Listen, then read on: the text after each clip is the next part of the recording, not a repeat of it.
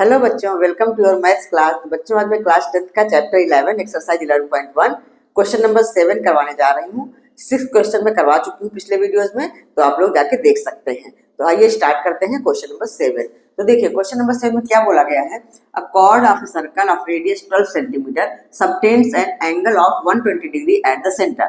एक कॉर्ड है और रेडियस कितना है 12 सेंटीमीटर। ये रेडियस हमारी 12 सेंटीमीटर है और एंगल सबटेंड करती है 120 डिग्री का सेंटर पर। सेंटर O है, 120 डिग्री का एंगल सबटेंड करती है। Find the area of the corresponding segment of the circle. हमें area of the corresponding segment of the circle, इसका एरिया निकालना है, इस सेगमेंट का। तो सेगमेंट का एरिया निकालना मैं पिछले क्वेश्चन में भी बता चुकी हूँ। कैसे निकालते हैं, सबसे पहले हम सेक्टर का एरिया निकालते हैं, उसके बाद सेक्टर के एरिया में इस ट्रायंगल का एरिया माइनस कर देते हैं तो सेगमेंट का एरिया आ जाता है। ठीक है, बिल्कुल इजी है। लेकिन सिर्फ बात यहाँ पे ये है कि यहाँ पे 120 डिग्री का एंगल दिया गया है। पिछले क्वेश्चंस में जो हमने किया है, किसी में 90 डिग्री का एंगल है, किसी में 60 डिग्री का एंगल। जब 60 डिग्री का एंगल यहाँ होता था तो ये भी 60 का हो जाता था, हमारा ये ट्रायंगल इक्विलेटरल ट्रायंगल बन जाता था। और इक्विलेटरल ट्रायंगल का एरिया निकालना इजी है, फार्मूले से निकाला हुआ जरूर 3/4 a स्क्वायर करके। 90 डिग्री का एंगल होता है तब भी ट्रायंगल का एरिया निकालना इजी है, क्योंकि किसी भी ट्रायंगल का एरिया 1/2 बेस इंटू हाइट होता है। तो 90 डिग्री का एंगल होने की वजह से यही बेस हो जाता है और यही हाइट हो जाता है। ठीक है, तो हम निकाल लेते हैं। लेकिन यहाँ पे है एंगल 120 डिग्री, तो इसको कैसे करेंगे चलिए मैं बताती हूँ। तो सबसे पहले हम सेक्टर का एरिया निकाल लेते हैं। अभी यहाँ एक पॉइंट हम पी भी ले लेते हैं। ठीक है, तो सेक्टर क्या हो जाएगा OAPB। तो हम लिखते हैं area of sector, area of sector OAPB equal to वही θ/360, अपना फॉर्मूला लिख लो। θ/360 इंटू पाई r स्क्वायर। ठीक है, थीटा है 120/360 इंटू पाई की वैल्यू दे रखा है यहाँ पे, वही में यूज करना है 3.14, और r हमारा 12 दिया हुआ है, तो r स्क्वायर मतलब 12 इंटू 12। इसको हम सॉल्व कर लेते हैं, 0 0 कैंसिल, 12 3 जा 36, 3 से हम इसको काट देते हैं, 3 4 जा 12। तो हमारा नेक्स्ट स्टेप में हो जाएगा ये 3.14 मल्टीप्लाई 12 4 जा कितना होता है 48। अब इसको मल्टीप्लाई करके लिख लेते हैं तो हमारा एरिया ऑफ सेक्टर आ जाएगा। ठीक है, तो इसको मल्टीप्लाई करके आता है हमारा 150.72। तो एरिया ऑफ सेक्टर हमारा हो गया 150.72 सेंटीमीटर स्क्वायर। अच्छा, एरिया ऑफ सेक्टर तो हमने निकाल लिया, ये चीज तो निकल गई, लेकिन अभी हमें एरिया ऑफ ट्रायंगल निकालना है। तो अब हम ट्रायंगल का एरिया कैसे निकालेंगे, देखो इसको मैं अलग यहाँ बना के दिखाती हूँ। जैसे हमारा ये ट्रायंगल है, इसका ये एंगल है 120 डिग्री। ठीक है, इसमें हम एक परपेंडिकुलर ड्रॉ करते हैं, मतलब हमारा OAB, इसमें एक परपेंडिकुलर ड्रॉ करते हैं OC। ठीक, तो हम कैसे करेंगे देखिए बताती हूँ मैं। जब ये परपेंडिकुलर हमने ड्रॉ किया तो हमारा ट्रायंगल OAC और ट्रायंगल OBC दोनों ही कॉन्ग्रुएंट होंगे। RHS कॉन्ग्रुएंसी से कॉन्ग्रुएंट हो जाएगा, क्योंकि परपेंडिकुलर ड्रॉ हुआ तो ये भी 90 डिग्री हुआ, ये भी 90 डिग्री हुआ, और ये रेडियस है, ये रेडियस है, दोनों आपस में इक्वल है। ठीक है, और ये कॉमन साइड हो जाएगी, तो RHS कॉन्ग्रुएंसी से दोनों ही ट्रायंगल कॉन्ग्रुएंट हो जाएंगे। कॉन्ग्रुएंट हो जाएंगे इसका मतलब ये एंगल जो है दोनों इक्वल हो जाएंगे, तो ये दोनों एंगल 60-60 के हो जाएंगे, हाफ हो जाएंगे इसके। ठीक है, इतनी बात क्लियर हुई। तो इससे हमें क्या फायदा होगा, ये हम AB निकाल लेंगे और OC निकाल लेंगे। फिर इस ट्रायंगल का एरिया निकालना होगा, तो 1/2 इंटू AB इंटू OC करके निकाल लेंगे। ठीक है, तो OC परपेंडिकुलर ऑन AB। ठीक है, अब ये कॉन्ग्रुएंट कैसे हुए, ये आप इतना लंबा नहीं लिखना चाहते हो तो डायरेक्ट आप लिख सकते हो by RHS congruency, by RHS congruency, by RHS congruency triangle AOC is congruent to triangle BOC। ठीक है, ये दोनों कॉन्ग्रुएंट हो गए, तो देयरफॉर मैं आगे ही लिख लेती हूँ इधर, therefore angle AOC equal to angle BOC। ठीक है, ये angle AOC angle BOC equal हो जाएगा। जब इक्वल है तो 120 का हाफ होगा, therefore angle AOC equal to half कितना 120, तो कितना हो गया 60 डिग्री। हमारे पास एंगल AOC कितना आ गया 60 डिग्री।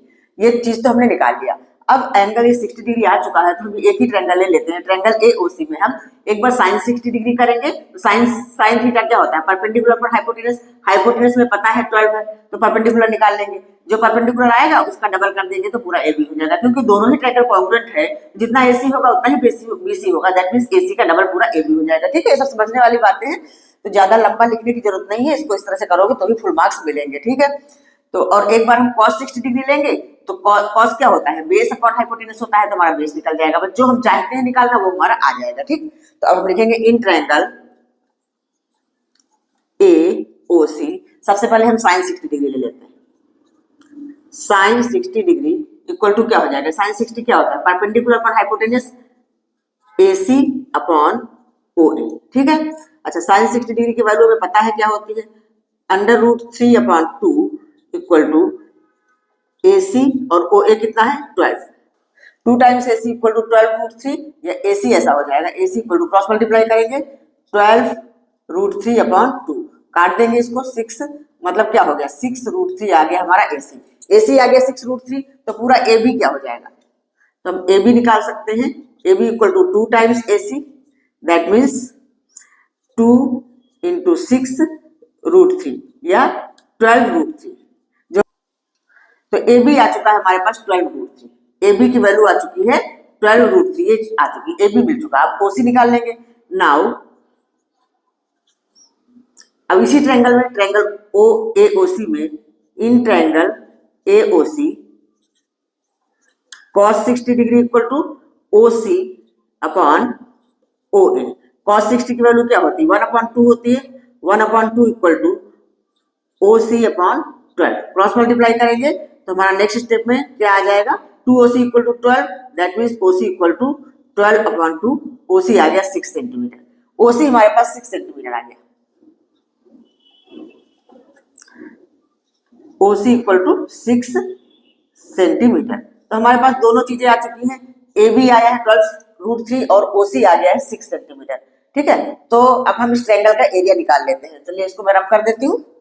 तो अब हमारा हो जाएगा area of triangle AOB equal to 1/2 into AB into OC, ठीक है। यहाँ पे हमने ये परपेंडिकुलर ड्रॉ किया OC, AB हमारा निकला है 12√3, तो 1/2 इंटू 12√3 इंटू OC कितना निकला 6, ठीक। अब 2 से हम काटेंगे 6 को, 3 आ जाएगा, अब 12 3 36, हमारा क्या आ गया ये 36√3। अब इस √3 की वैल्यू पुट करते हैं हम, तो इसको हम पुट करके निकाल लेते हैं, 36 इंटू 1.73, तो 36 को 1.73 से मल्टीप्लाई करेंगे तो आ जाएगा 62.28, ये आ गया हमारा ट्रायंगल का एरिया, एरिया ऑफ ट्रायंगल आ गया 62.28, ठीक है बच्चों, इतनी बात क्लियर हुई। अब हमारे पास सेक्टर का एरिया है, ट्रायंगल का एरिया है, तो एरिया ऑफ सेगमेंट हम निकाल सकते हैं इजीली, ठीक है। तो एरिया ऑफ सेगमेंट चलिए मैं यही कर देती हूँ, बहुत कम जगह रह गई है, तो हम लिखेंगे area of segment, area of segment equal to क्या हो जाएगा, इसमें से इसको माइनस कर देंगे, बस सिंपल 150.72 माइनस 62.28, अब तो ये माइनस करने पर हमारा आता है 88.44 सेंटीमीटर स्क्वायर, ठीक है। क्लियर हुआ, लंबा क्वेश्चन होने की वजह से थोड़ा छोटा छोटा लिखना पड़ा, आई होप आप लोगों को समझ में आ गया होगा क्वेश्चन। तो जब भी 120 डिग्री का एंगल देते हैं तो हम इसी तरह से करेंगे। तो चलिए अगला क्वेश्चन कर लेते हैं, क्वेश्चन नंबर 8। बच्चों तो क्वेश्चन नंबर 8 है, देखिए समझ लेते हैं इस क्वेश्चन में क्या कहा गया है। A horse is tied to a peg at one corner of a square-shaped grass field of side 15 meter by means of a 5 meter long rope। बोला गया है कि एक घोड़ा जो है एक स्क्वायर शेप्ड फील्ड में एक कॉर्नर पर बंधा हुआ है 5 मीटर लंबी रस्सी से, ये 5 मीटर लंबी रस्सी से बंधा हुआ है और स्क्वायर की साइड है 15 मीटर। तो हमें बताना क्या है, the area of that part of the field in which the horse can graze. दूसरा है the increase in the grazing area if the rope were 10 metre long instead of 5 metre. करें grazing area में कितना increase हो जाएगा अगर ये रोप जो है 5 मीटर के बजाय 10 मीटर हो जाए, मान लो यहाँ तक हो जाए, यहाँ तक हो जाएगा तो ग्रेजिंग एरिया बढ़ जाएगा, ऐसा हो जाएगा। देखो अगर हॉर्स कॉर्नर पे जितने मीटर लंबी रस्सी से बंधा हुआ है तो बस उतना ही तो ये घूम पाएगा, उतनी ही रेडियस में घूम पाएगा। जैसे ये 5 मीटर लंबी रस्सी है तो यहाँ भी 5 होगा, यहाँ भी 5 होगा, मतलब इस तरह से घूमेगा। तो ये एक सेक्टर बन रहा है, ये पोर्शन जो है एक सेक्टर बन रहा है, और जब 10 मीटर हो जाएगा तो सेक्टर हमारा बड़ा हो जाएगा, 10 मीटर पे ये हो जाएगा सेक्टर। तो हमें एरिया ऑफ सेक्टर निकालना है। तो एरिया ऑफ सेक्टर के लिए हमें क्या क्या चाहिए, आर चाहिए और थीटा चाहिए। तो आर तो हमें 5 मीटर में दिया हुआ है फर्स्ट क्वेश्चन में, और थीटा क्या है, थीटा हो जाएगा 90 डिग्री, क्योंकि एक स्क्वायर फील्ड है, हम जानते हैं स्क्वायर के सारे एंगल्स, चारों एंगल्स 90 डिग्री के होते हैं, ठीक है।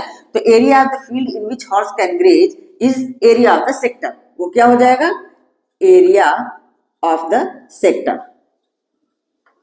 जिसमें कि angle theta, theta equal to है 90 डिग्री एंड रेडियस तो हमें दिया हुआ है, रेडियस है 5 मीटर, हाँ तो रेडियस दिया हुआ है 5 मीटर। ये हमारा फर्स्ट पार्ट का, ये फर्स्ट पार्ट हम कर रहे हैं। बस अब एरिया ऑफ सेक्टर का फार्मूला क्या होता है, थीटा अपॉन 360, फार्मूला जरूर लिखिए आप लोग, इसके बाद सॉल्व करिए। Theta upon 360 into pi R square, theta हमारा है 90 अपॉन में 360, पाई की वैल्यू में 3.14 यूज करनी है, 3.14, और आर हमारा है 5, तो 5 मल्टीप्लाई 5, इसको हम सॉल्व कर लेते हैं। 9 4 जा 36, अब इधर हमारा ये 2 से डिवाइड होगा, 2 2 जा 4, ये हो जाएगा 1.57, तो हमारा ये आ गया 1.57 मल्टीप्लाई 25 और अपॉन 2।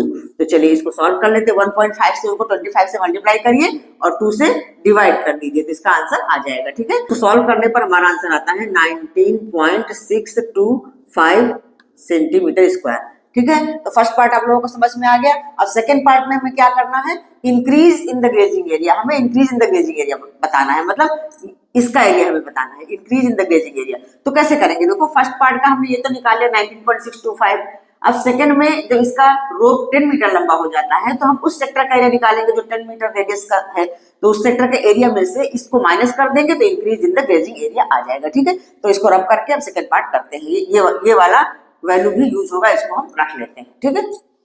हाँ बच्चों, तो सेकंड पार्ट में देखो, फर्स्ट पार्ट में जो हमने आंसर निकाला था मैंने यहाँ लिख लिया है। तो अभी हमें उस सेक्टर का एरिया निकालना है जिसकी रेडियस 10 मीटर है और थीटा 90 डिग्री है। तो हम लिखेंगे, अपना फार्मूला लिखेंगे पहले, theta upon 360 into pi R square, theta हमारा है 90 अपॉन 360 इंटू पाई की वैल्यू है 3.14 और आर यहाँ पे हमें 10 लेना है, ठीक। 0 0 कैंसिल, ये हो गया 4। अच्छा 10 इंटू 10 100 हो गया, 100 को 3.14 से मल्टीप्लाई करेंगे तो पॉइंट हट जाएगा, मतलब ऐसा आ जाएगा 314 और अपॉन 4। अब 314 को 4 से डिवाइड करके जो आता है वो लिख लेते हैं, तो 314 अपॉन 4 हो जाएगा 78.5, ये इसका आंसर आ रहा है 78.5 मीटर स्क्वायर। अब हमें निकालना है increase in the grazing area, तो अब लिख लेते हैं increase in the grazing area, increase in the grazing area. अब वो कितने भाग में चल सकता है, कितना इंक्रीज हुआ है, increase in the grazing area equal to, जो हमने पहले, अब increase in the grazing area क्या होगा, ये बड़े सेक्टर में से छोटे सेक्टर का एरिया माइनस कर देंगे तो आ जाएगा increase in the grazing area 78.5 minus 19.625, minus करके जो भी आंसर आएगा ये इसका आंसर होगा। चलिए इसको माइनस करके भी देख लो, मतलब आ गया 58.875, तो कितना इंक्रीज हो गया 58.875 मीटर स्क्वायर, ये हमारा आंसर हो गया, ठीक है बच्चों। क्लियर हुआ, तो बिल्कुल इजी है, बस कैलकुलेशन पे आप लोगों को ध्यान देना है, डिवाइड में, मल्टीप्लाई में और सब्ट्रैक्शन में इसमें गलती नहीं होनी चाहिए, ठीक। बाकी है बहुत इजी क्वेश्चन, सीधा फार्मूले पर ही हुआ है। तो चलिए अगला क्वेश्चन, क्वेश्चन नंबर 9 कर लेते हैं। हाँ बच्चों, तो क्वेश्चन नंबर 9 है, a brooch is made with silver wire in the form of a circle with diameter 35 millimetre. एक सिल्वर वायर से ब्रूच बनाया गया है जो कि सर्कल के फॉर्म का है और उसका डायमीटर 35 मिलीमीटर है। The wire is also used in making 5 diameters. अच्छा, उस वायर को 5 डायमीटर्स बनाने में भी यूज किया गया, जैसे ये डायग्राम बना हुआ है, ये ब्रूच है, सर्कुलर है, और जो 5 डायमीटर्स है वो भी सिल्वर वायर के ही है। तो making 5 diameters which divide the circle into 10 equal parts, circle को 10 इक्वल पार्ट्स में डिवाइड करता है। तो हमें बताना क्या है, ये देखो फिगर बना हुआ है बुक में इसी तरह का। तो पहला क्वेश्चन ये बताना है, the total length of the silver wire required, total length of the silver wire required. देखो टोटल लेंथ क्या हो जाएगी, एक तो इसकी सरकमफ्रेंस का फार्मूला है तो 2 पाई आर होता है, और एक हमारा सरकमफ्रेंस का फार्मूला पाई डी भी होता है। चाहे आप 2 पाई आर करके करो या पाई डी करके करो, बात एक ही है, क्योंकि 2r इक्वल टू डी होता है और हमें डायमीटर दिया हो तो पाई डी यूज करके ही कर लेंगे। तो इस सर्कुलर ब्रूच जो बना हुआ है, इसका सिल्वर तो इसमें भी लगा है जो राउंड बना है, और उसके साथ 5 डायमीटर्स इसमें भी सिल्वर बना है।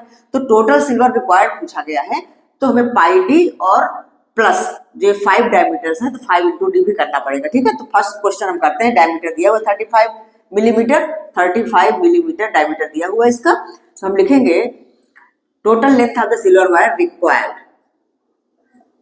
Total length of the silver wire required, silver wire, ये total length of the silver wire क्या हो जाएगा, total length of the silver wire होगा, एक तो होगा पाई डी दैट मीन्स वो सरकमफेरेंस, और प्लस 5 डायमीटर दिए हुए हैं तो 5 इंटू डी, ठीक। अब इसे वैल्यू पुट करो, पाई की वैल्यू इसमें तो दिया नहीं है, 3.14 कुछ नहीं दिया, जब नहीं दिया होता है तो हमें 22/7 ही लेनी होती है, और डायमीटर दिया हुआ है हमारे 35 प्लस 5 इंटू 35। अब इसको सॉल्व कर लेते हैं, देखो 7 से 35 कट जाएगा 5 बार, तो 22 को 5 से मल्टीप्लाई करेंगे तो आएगा 110, प्लस अब इसको मल्टीप्लाई कर लेते हैं, 5 5 जा 25, कैरी ओवर 2, 5 से 15, 15 और 2 17, 175 प्लस 110 मतलब कितना आ गया, ये आ गया हमारा 285। तो 285 मिलीमीटर सिल्वर की जरूरत पड़ी, ठीक है। ये हमारा आंसर आ गया फर्स्ट पार्ट का। तो ये तो हमारा आंसर फर्स्ट पार्ट का हो गया 285 मिलीमीटर, ठीक है। क्लियर हुआ बच्चों। अच्छा, सेकंड क्या बोला था, area of each sector of the ब्रूच, area of each sector, her sector का एरिया निकालना है। तो हमें देखो डायमीटर दिया हुआ तो रेडियस तो हम निकाल लेंगे, लेकिन सेक्टर के एरिया के लिए हमें एंगल की भी जरूरत पड़ती, थीटा की भी जरूरत पड़ती। तो हमारा सेकंड पार्ट हो जाएगा, इसमें हम आर लिख लेते हैं, आर इक्वल टू हमारा डायमीटर का हाफ 35/2 मिलीमीटर। अच्छा, अब एंगल कैसे निकलेगा, देखो पूरा कंप्लीट एंगल होता है 360 डिग्री का, और 10 इक्वल पार्ट्स में डिवाइडेड है, दैट मींस हमारा जो सेक्टर का एंगल होगा वो 360 को 10 से डिवाइड कर देंगे, ठीक। Angle of each sector, angle of each sector equal to 360/10, क्योंकि पूरा टोटल 360 डिग्री का एंगल होता है, पूरा कंप्लीट एंगल 360 का होता है, और 10 पार्ट्स होगा इसलिए 10 से डिवाइड किया, तो कितना आ जाएगा 36 डिग्री। अब हमारे पास थीटा भी आ गया 36, ठीक, दैट मींस ये हमारा हो गया थीटा, थीटा इक्वल टू 36 आ गया। तो बस एरिया ऑफ सेक्टर निकाल लेंगे अपने फार्मूले से, area of each sector of the brooch, each sector of the brooch equal to theta upon 360 into pi R square, मतलब थीटा हमारा है 36 अपॉन 360 इंटू पाई की वैल्यू हम लिखेंगे 22/7, और आर हमारे पास क्या है 35/2 और इंटू 35/2। अब इसको आगे सॉल्व कर लेते हैं, देखो ये 36 से कट करके पूरा हो जाएगा 10, अभी 10 है तो ये हमारा 5 से दोनों कट रहे हैं, 5 2 जा 10 और 5 7 जा 35। अब इस 2 से हम इसको काट देंगे 11 हो जाएगा। अच्छा, ये 7 से कट रहा है हमारा 35, 5 बार हो गया, अभी कुछ नहीं कटेगा, ऊपर आ गया 11 35, नीचे 2 × 2 4। तो अब इसको हम सॉल्व कर लेंगे तो हमारा आंसर आ जाएगा 11 5 जा 55, कैरी ओवर 5, 11 जा 33, 33 और 5 कितना हो गया 38/4। अब इसको 4 से डिवाइड कर लेते हैं, 4 9 जा 36, 2 बचा 25, 4 6 जा 24, फिर 1 बच रहा है, पॉइंट लगाया 0, 4 2 जा 8, फिर 2 20, 4 5 जा 20, तो 96.25 मिलीमीटर स्क्वायर, ये हमारा आंसर हो गया। ठीक है बच्चों, क्लियर हुआ। तो अगर आपके पास एग्जाम में टाइम है तो ये पॉइंट वाला आंसर निकालना, नहीं तो सिर्फ इतना भी लिख करके आ जाओगे तो भी पूरे मार्क्स मिलेंगे, कोई भी मार्क्स कटेंगे नहीं। ठीक है, क्लियर। हाँ बच्चों, तो आज मैंने 9 क्वेश्चन करवा दिए हैं, बाकी के 4-5 क्वेश्चन बच रहे हैं इस एक्सरसाइज में, तो अगले वीडियो में वो कंप्लीट हो जाएंगे। तो आई होप आप लोगों को सारे क्वेश्चन समझ में आए होंगे, आप लोगों को वीडियो अच्छा लगा होगा। तो अगर वीडियो अच्छा लगा है तो लाइक करिए, अपने फ्रेंड्स को भी शेयर करिए, और अगर अब तक सब्सक्राइब ना किया हो तो सब्सक्राइब कर लीजिए। फिर मिलती हूँ नेक्स्ट वीडियो में अगले क्वेश्चन के साथ, तब तक के लिए बाय बाय।